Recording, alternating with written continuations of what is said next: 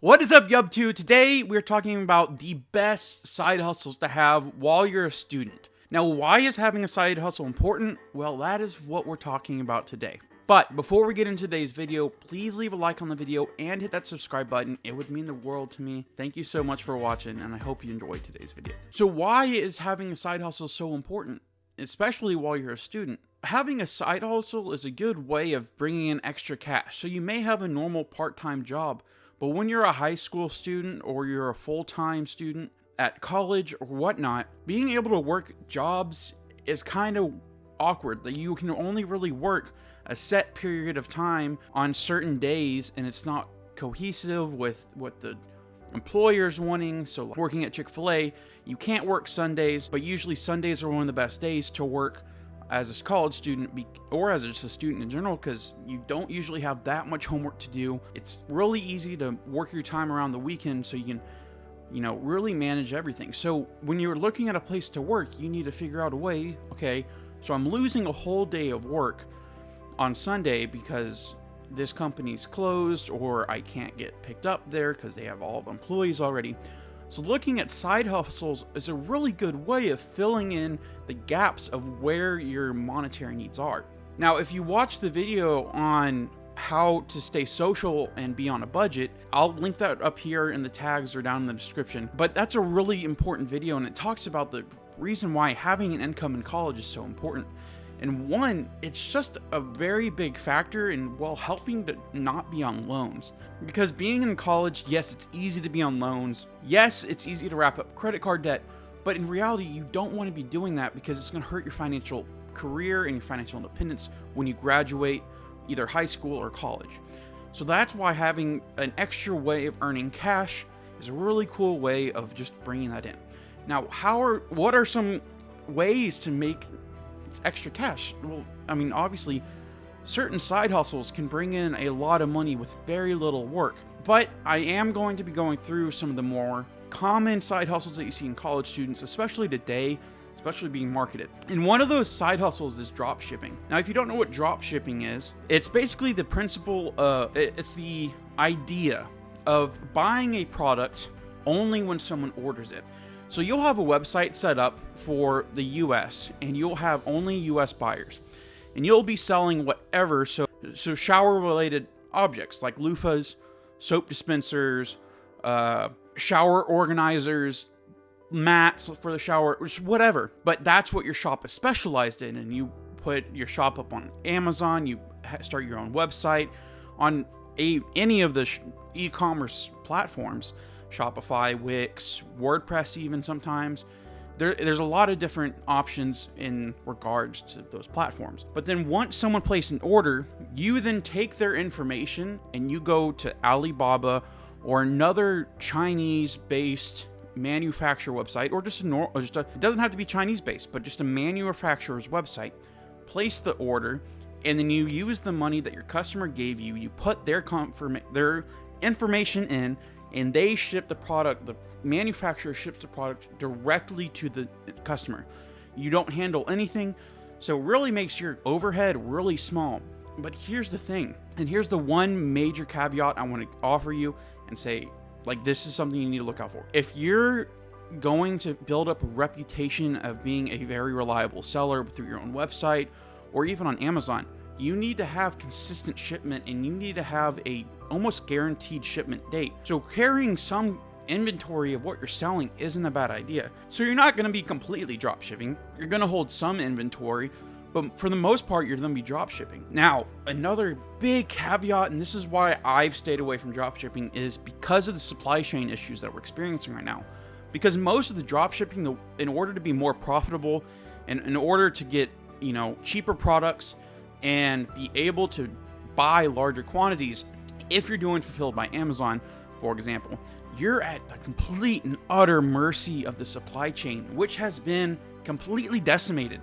Not just because of, obviously COVID had a massive part into that, but at the same time, it caused the ports to just be completely backlogged. So shipments that were ordered 2 years ago are just now showing up, and they're going through, and they have to wait 2, 3, 4, 5 months just to get into the port and get the product off the ship.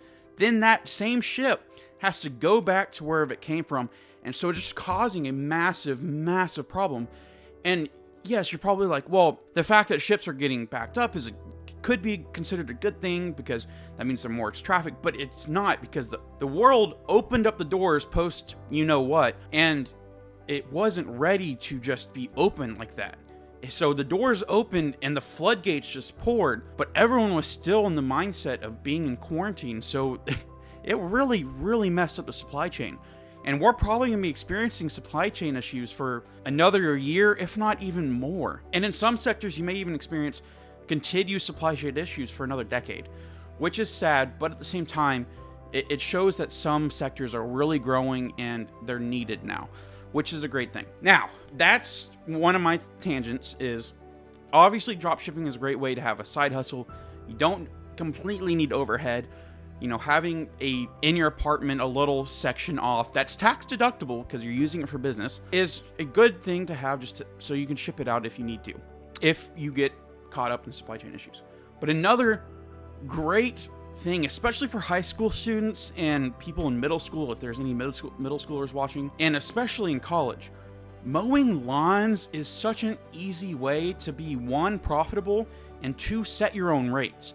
Because frankly, if you live in somewhere like Arizona, Texas, places where in the summer it's scorching hot, no one wants to go outside.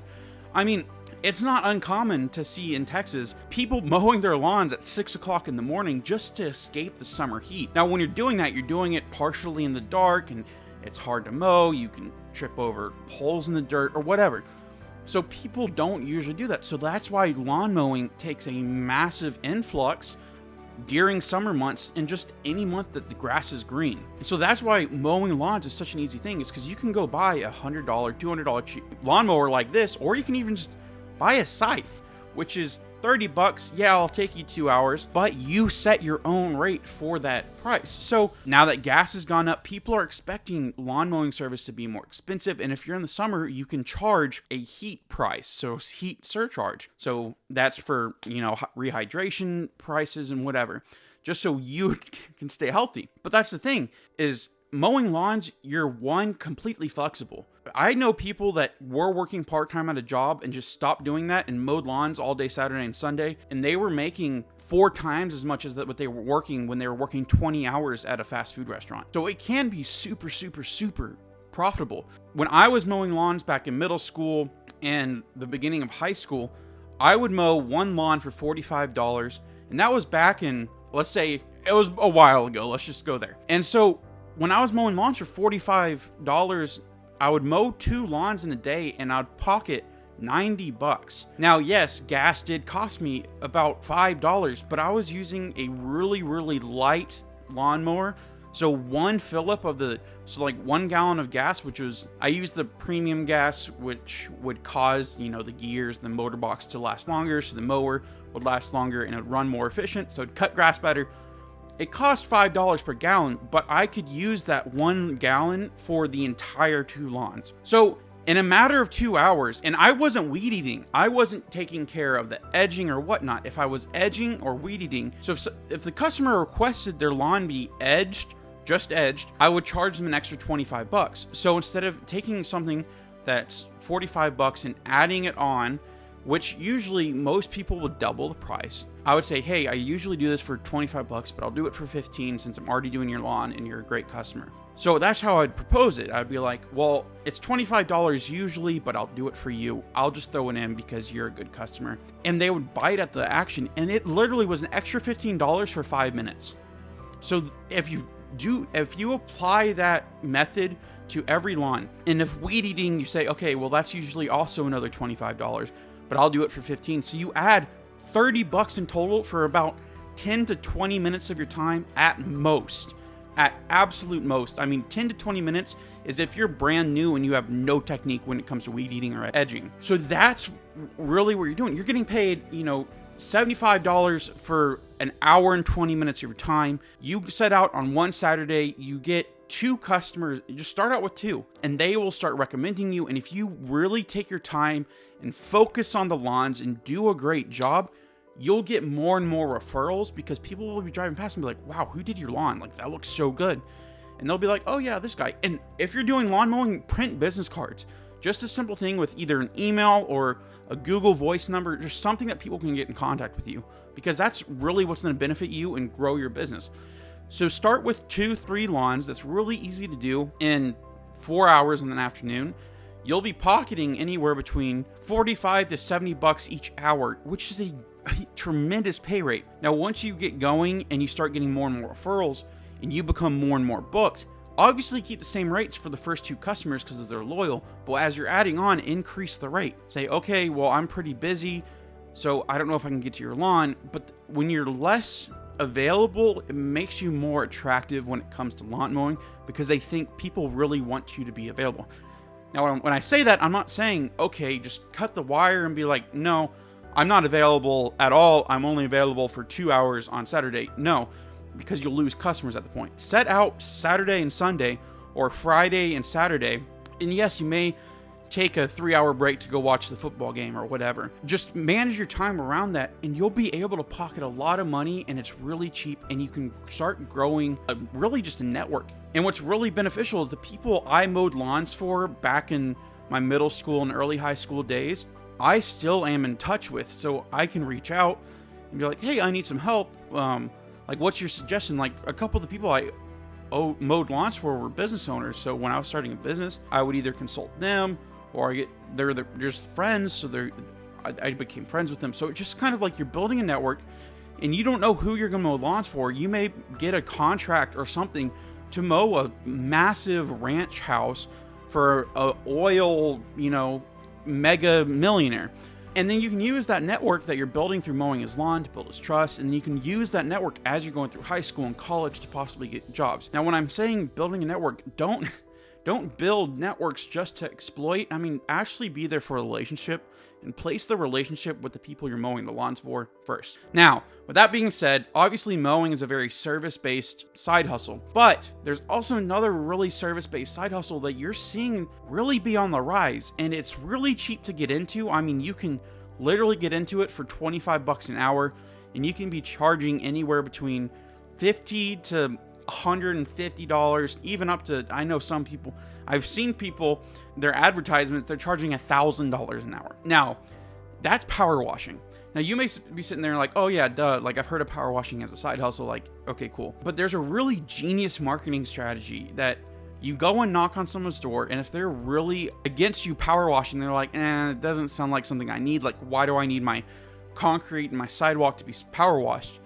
Go and take a little strip, or just plug into their hose and be like, hey, let me do a demonstration for you, and I can show you how powerful this power wash is and how much it'll make and just give them the whole pitch. Say that it will add market value, because it will. Power washing a house adds market and curb appeal to the house, because one, it looks fresher, it looks newer, and it looks more well maintained. If you have a dingy driveway that looks like this, no one's going to want to buy the house. But if you have a pristine driveway like this, people are going to want to buy it. So that's what you can do, is you can go, okay, well then let me show you a demonstration, and do one line, just like a squiggly line on the sidewalk right in front of their front door or wherever they walk. So every time they go through that door, they have to see that spot that they're power washed.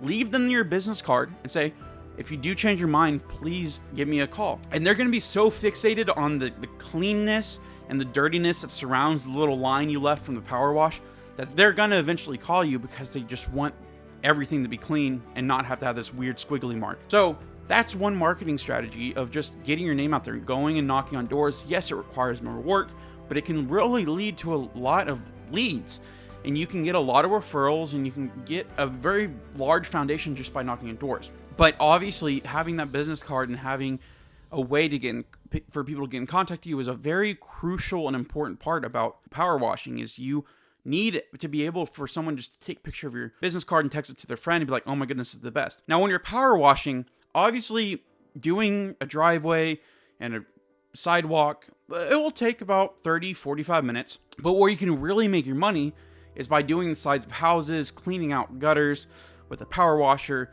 and just cleaning up the roof. And those are the things that you can really make your money on. Is Yes, it may add an hour of work, but you can put a massive surcharge on it. Just by doing that is people, if you go to a neighborhood that has very high HOA fees, if you do a house with one of the people that, one of the houses, everyone else in the neighborhood is going to want to have their house and sidewalks and their paneling and their shingles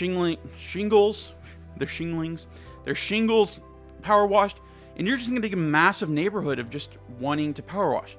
Now here's the thing is, power washing can be very seasonal, just like lawn mowing. So what I recommend doing is power washing in like the fall, so people can get their leaves off the driveway, and even offer, a snow clearing service to where you put like salt in your power washer and you salt their driveway and clear all the snow. But then at the same time is offer that the lawn mowing business for in the summer, but then also say like, hey, if you want me to power wash your house, I can do that for an extra $50, and you'll be there for an hour and a half, 2 hours, and you'll walk out with all your money, and you'll be, $100 in your pocket. And that $100 you can put right into your budget, you can invest, you can do whatever you need to do with that money. So that's what's really cool about lawn mowing and power washing, is they can go really hand in hand. And if you are smart about it and you market and you think about the way you're pursuing the business, you can become a very successful business owner. You don't even have to be just you. You can get to the point to where you're completely hands off. You have a team of 2-3 people doing it. And then that way your little 8 hours on Sunday, or 8 hours on Saturday and 4 hours on Sunday or whatever time slot expands to Friday to Sunday, and then expands to Wednesday to Friday, to where you're just offering it 7 days a week, and you have a whole team working for you, and you're just racking in the cash. So mowing lawns and power washing is a great way just to really grow your business and just growing your wealth in general. Now, with that being said, those are some very service-based side hustles, and obviously drop shipping, you're almost hands-off. Now, I do want to bring a side hustle that I started doing about 1.5 years ago, which I've seen tremendous results with, and it's just flipping things that I find that are somewhat valuable in shops or whatnot, and selling it on eBay, Amazon, and if it's a collectible card, I'd sell it on TCG Player. And sometimes selling a card, you look at a card and you're like, oh, it's $6. No one's going to want it. But at the shop owner's just trying to get it off this plate. So you buy it for $2. But someone that's in Massachusetts, or someone in Delaware or somewhere, if anyone actually lives in Delaware, they can't find that card. So they're willing to pay $12 for it. And that's what the market price is. So you buy something for $2 and you're turning it over for about $9 in profit, because when you're shipping a card, it costs about $1 to ship, which is great. So that's a great way to build a side hustle. But if you also have used items that you want to sell, eBay's a great way to do it. Mercari's a great way to do it. Whatnot's a great way to do it. And then even if you have new stuff, if you find some things that are really niche and collectible, like some people are really into pop figures, but they literally cannot get it. And if they're up in Alaska, they're willing to pay $50 to $100 extra just to get the product. And you listing it on where you can get it for, $15, they're willing to pay $100 because they can't find it. So that's why it's really cool just to be able to, go to a store and just see what it's selling on Amazon and on eBay. So it does require more work. It does require you to get really in tune with shipping and how shipping works, how to set up a ship station. Okay, so it's require more time and more investment into, looking into things, looking at what it's worth, and then setting up those accounts. But once you get the ball rolling, it's really, really easy. Once you start building a reputation, it's super easy just to roll and roll and roll. And the side hustle become part-time, then part-time to full-time, and then you can just start doing it. So that's the great thing, is if you pursue a side hustle while you're a student that's scalable, so you can turn it from a side hustle into a part-time job to a full-time job, and then scale it into a business. Those are the ones that you really want to pursue in college, or just as a student in general, because one, you can get your friends connected with it and you can start paying them so they can start getting jobs, but you're expanding your network. So that's a really cool thing, is side hustles and being able just to expand and just make some extra pocket money. But don't just approach it as, oh, I'm gonna make $2 here, $2 there. Yes, that's what you're doing, is you're just going to make the little, fill in the gaps and make some extra money. Think about it as a business. Like, actually put your heart and soul into it. Believe in yourself and go out there and climb to the top of the mountain. Don't just set out with your backpack and your Cliff Bar and just be like, okay, we got it halfway up the mountain, I made a couple $100, cool, let's go. No, if you're making a couple $100, be like, okay, I'm making money, let's keep on going, I can do this, I believe in myself, and I can go conquer this mountain. And that's how you need to think about it, is you can't, as my dad likes to say, you can't eat an elephant in one bite, you gotta eat it at one bite at a time. You just gotta slowly but surely go at it. But don't completely dissociate yourself with the small progress you're making. Realize that, okay, you're making $10 here. That's great. I mean, if you're making $10 every day and it requires you maybe 30 seconds of attention, that's great. That's a great, I mean, $10 for 30 seconds, that's a great pay rate. But then once you turn that $10 in, you start getting more traction, then it turns into 20. Okay, take a note of that. Okay, I just doubled my money. And then you're like, okay, now I want to get to $40. So set milestones. And that's what's really important with side hustles, is set milestones for yourself. Because when you partake in side hustles, it's really easy just to allow yourself to be like, okay, I'm gonna make this extra cash and be very lazy about it. No, you need to put your heart and soul into it just to pursue, so you can build a reputation, and so people know that you actually care about it. And then you're turning people that could be just one-time customers into loyal customers that will buy for you time and time and time again. And that's what is so important. I hope this video is helpful. Those were several side hustles that were pretty easy to pursue because I pursued them, and I can tell you. And if you want a video on how I did it, how I set up shipping, how I set up my business and all that stuff, please let me know. Leave a comment down below. Make sure you hit that like button, and please hit the subscribe button. It would mean the world to me, and it costs you absolutely nothing. So that is a great way. That is a great investment, is right there, hitting the subscribe button. Speaking of investments, if you want to get a stock worth up to $1,000, sign up for public.com with that link in the description, and you can get a stock worth up to $1,000. Now, with that being said, I hope you enjoyed today's video. Money Sausage, signing out. See ya!